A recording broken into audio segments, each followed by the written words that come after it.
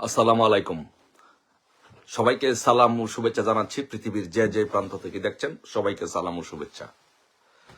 So আজকের বাংলাদেশের রাজনীতির এই প্রেক্ষাপটে এই বাংলাদেশে দুটি পক্ষ, একটি হচ্ছে বঙ্গবন্ধু কন্যা দেশরত্ন শেখ হাসিনার নেতৃত্বে মুক্তিযুদ্ধের সপক্ষের শক্তি, আরেকটি হচ্ছে ইউনূসের নেতৃত্বে ৭১-এর পরাজিত শক্তিদের সম্মিলিত গোষ্ঠী। এই দুইটি ধারায় আজকে বাংলাদেশের রাজনীতির বিভক্ত। আমরা হচ্ছি মুক্তিযুদ্ধের পক্ষে, আর আমাদের নেত্রী হচ্ছেন বাংলাদেশে বঙ্গবন্ধু কন্যা দেশরত্ন শেখ হাসিনা। সো আমাদের এই মুক্তিযুদ্ধের সপক্ষের শক্তির নেত্রীর জন্য, বঙ্গবন্ধু কন্যা শেখ হাসিনার জন্য আমরা সারা বাংলাদেশে আমরা সিদ্ধান্ত নিয়েছি যে আমাদের কাছে হাজার হাজার লক্ষ লক্ষ মানুষ ফোন করছে, মেসেজ দিচ্ছে, আমাদেরকে বলছে যে ভাই আগেই আমরা ভালো ছিলাম, শেখ হাসিনার আমলে আমরা ভালো ছিলাম, শেখ হাসিনার নেতৃত্বেই এই দেশ ভালো ছিল।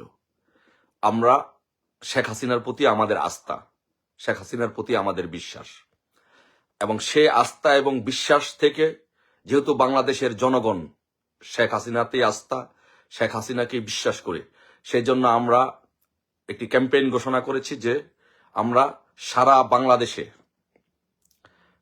বাংলাদেশে প্রতিটি দেয়ালে দেয়ালে, স্কুল, কলেজ, মাদ্রাসা সহ বিভিন্ন প্রতিষ্ঠানের প্রতিটি দেয়ালে দেয়ালে আমরা লিখে দিব শেখ হাসিনাতে আস্থা। আমরা আমাদের হাতে আমরা টেটুর মতো লিখে দিব যে শেখ হাসিনাতে আস্থা। আমরা বিভিন্ন জায়গায় আমরা ছোট ছোট বক্তব্যের আকারে আমরা ফেসবুকে পোস্ট করে দিব যে শেখ হাসিনাতে আস্থা। এই ক্যাম্পেইনটি আমরা সারা বাংলাদেশে করব এবং সব জায়গায় ছড়িয়ে দিব। বাংলাদেশে মানুষ ডানে বামে সামনে পিছনে যেখানে থাকায় সেখানে যেন এই লেখাটি দেখতে পায় যে শেখ হাসিনাতে আস্থা। আর এই ক্যাম্পেইনটি আপনারা যারা বঙ্গবন্ধুর সৈনিক, যারা বঙ্গবন্ধু কন্যা শেখ হাসিনাকে বোন মনে করেন, যারা জাতির জনক বঙ্গবন্ধু শেখ মুজিবুর রহমানকে রাজনৈতিক আদর্শিক পিতা মনে করেন, তারা সকলে এই ক্যাম্পেইনটি বাস্তবায়ন করবেন। যদি আপনি শেখ হাসিনাকে বোন মনে করেন, যদি আপনি শেখ হাসিনাকে, বঙ্গবন্ধুকে জাতির পিতা মনে করেন আর শেখ হাসিনাকে বোন মনে করেন, তাহলে আপনি এই কর্মসূচিটি পালন করবেন এবং বাংলাদেশের প্রতিটি আনাচে কানাচে দেয়ালে দেয়ালে লিখে দিবেন যে শেখ হাসিনাতে আস্থা।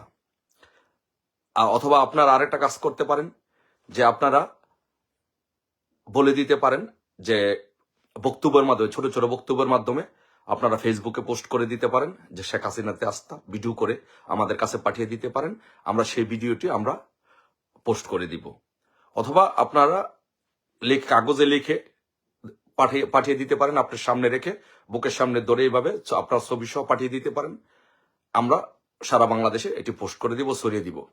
যে যেভাবে পারেন সকলে আমাদের নেত্রী, প্রাণপ্রিয় নেত্রী, জাতির জনক বঙ্গবন্ধু শেখ মুজিবুর রহমানের সুযোগ্য কন্যা, যার নেতৃত্বে এই বাংলাদেশ আজকে এই উন্নয়নের এক মহাসড়কে পৌঁছে গিয়েছে, সেই জাতির জনক বঙ্গবন্ধু শেখ মুজিবুর রহমানের কন্যা, বঙ্গবন্ধু কন্যা দেশরত্ন শেখ হাসিনাকে আমরা সারা বাংলাদেশে সব জায়গায় ছড়িয়ে দিব। শেখ হাসিনাতে আস্থা।